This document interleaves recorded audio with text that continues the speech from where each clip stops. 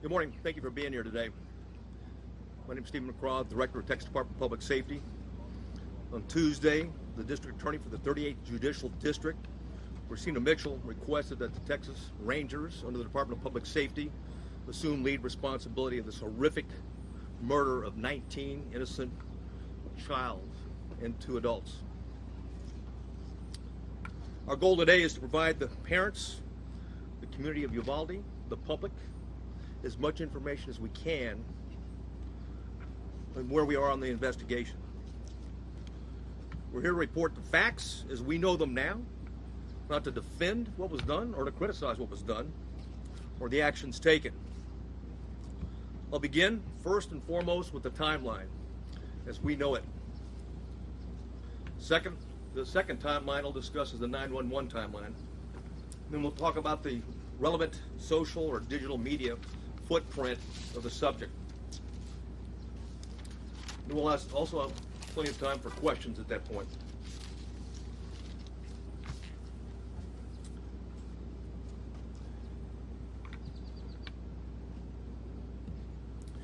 At 11:27, we know from video evidence, at 11:27, the exterior door suspected of where we knew the shooter entered, Ramos, was propped open by a teacher. 11:28, the suspect vehicle crashes into the ditch, as previously described.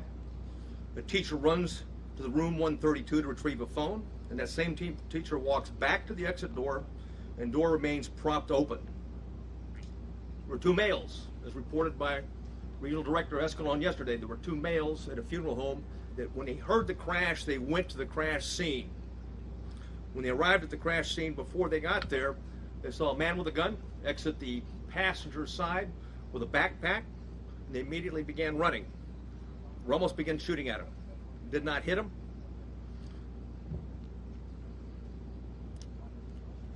One of the males fell when he was running. Both males returned to the funeral home while they're running. And then again, we see through video, teacher reemerges inside the school in panic and apparently calls 911.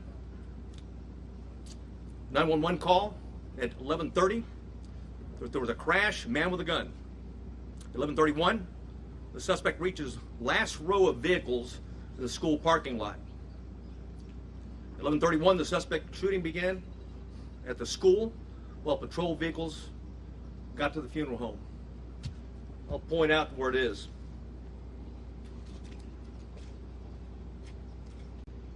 Crashed vehicle's over here. Suspect was hiding behind a vehicle, started walking down, shooting into the classroom. There was discussion early on that an ISD, consolidated ISD for Uvalde, was a resource officer and had confronted the subject. That did not happen, as R.D. Escalon talked about yesterday. It was certainly stated in preliminary interviews, but often these preliminary interviews and a cursory walkthrough doesn't reveal the type of information, and certainly, police officers, like anyone else, under stress, sometimes witnesses get it wrong. But the bottom line is that officer was not on scene, not on campus, but had heard the 911 call with a man with a gun, drove immediately to the area, sped to what he thought was the man with a gun, to the back of the school, what turned out to be a teacher, and not the suspect. In doing so, he drove right by the suspect, who was hunkered down behind a vehicle, where he began shooting at the school.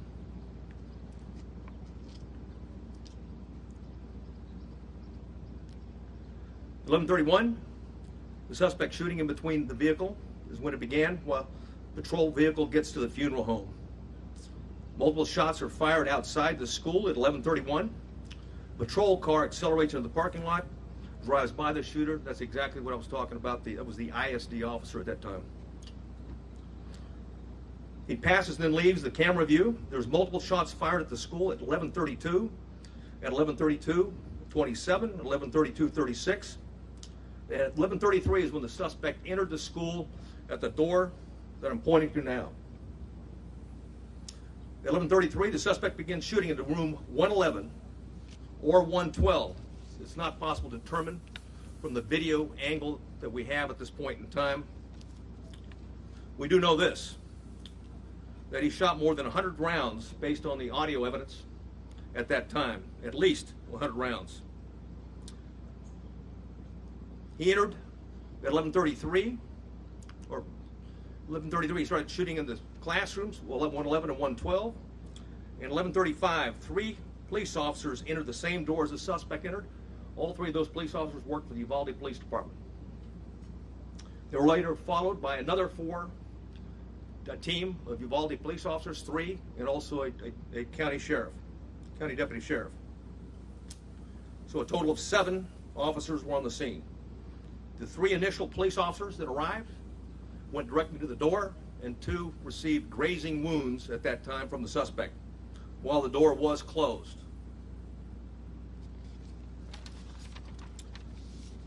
At 11:37, there was more gunfire. Another 16 rounds was fired at 11:37. 1 at 11:37 and 16 seconds, 11:38, 11:40, 11:44. At 11:51, a police sergeant and USB agents started to arrive. At 12:03, officers continued to arrive in the hallway, and there were as many as 19 officers at that time in that hallway.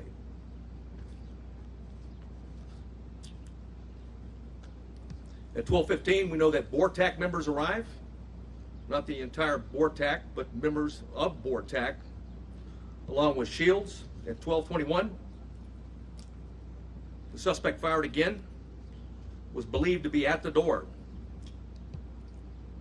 At 11:21, law enforcement moved down the hallway. At 11:50, they breached the door using keys that they're able to get from the janitor, because both doors were locked. Though both of the classrooms that he shot into were locked when officers arrived. They killed the suspect at that time. And now I'd like to go over the 911 timeline.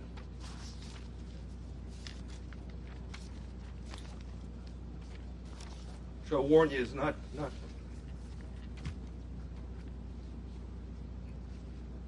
it's better that I read it than you listen to it.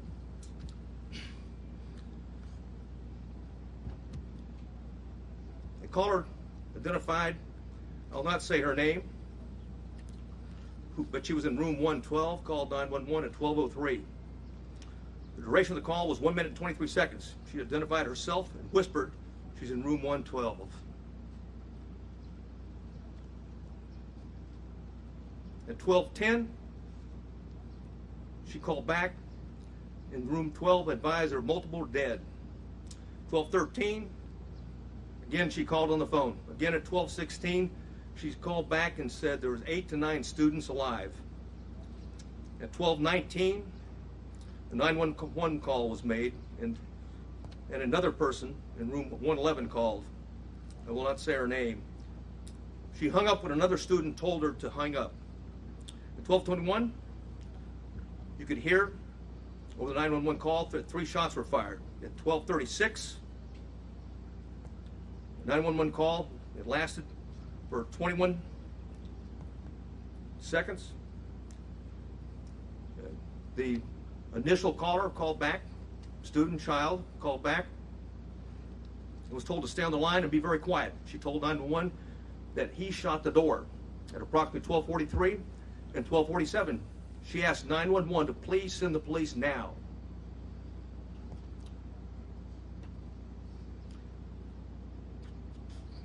At 12:46, she said that she could hear the police next door. At 12:50, shots are fired. They can be heard over the 911 call. And at 12:51 is very loud and sounds like the officers are moving children out of the room. At that time, the first child that called was outside before the call cuts off.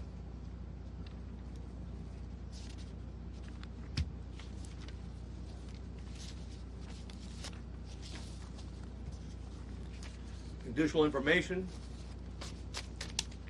that we have is that there are 58 total magazines at the school related to the crime scene. 11 of those magazines were inside the school. 3 were on the suspect's body. 2 in room 112, 6 inside room 111, 5 were on the ground, 1 was in the rifle. There were 32 magazines outside the school, but on school property, 1 just outside the school building and 31 in the suspect's backpack that he did not take into the classrooms with him. There was 15 magazines at the crash site. There were 2 magazines at the suspect's residence for a total of 60 magazines. He had purchased and had a total of 1,657 total rounds of ammunition. 315 of those rounds were inside the school. 142 of those were spent cartridges. 173 were live rounds. 922 were outside of the school, but on school property. 22 of those were spent cartridges. 900 were live rounds. 422 were at the crash site. 22 were spent cartridges. 420 of those were live rounds. There's 35 spent law enforcement cartridges total in the school. 8 of those were in the hallway. 27 were inside the classroom. 111 where the suspect was killed.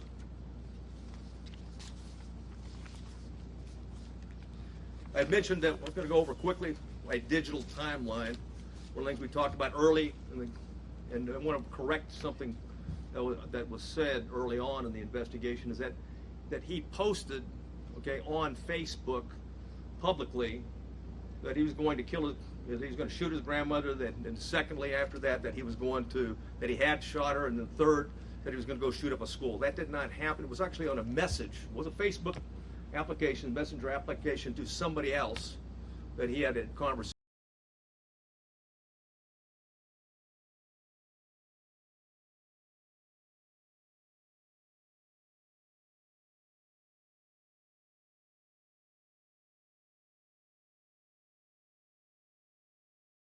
Refused. That was in September of 21. He made, I'll avoid some of these and get to he had Instagram, a 4-group chat, and it was discussed that Ramos being a school shooter. That was on February 28th of 2022. On March 1st of 2022, there was an Instagram he had with 4 people. It was a chat. He discussed him buying a gun. On March 3rd, 2022, there was another 4-person chat. Quotations, word on the street is you are buying a gun. Ramos replied, just bought something. RN.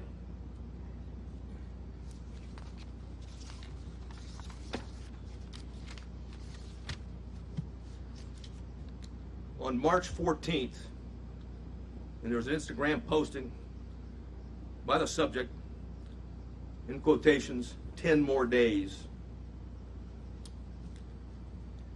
A user replied, are you going to shoot up school or something? The subject replied, no, and stop asking dumb questions and you'll see.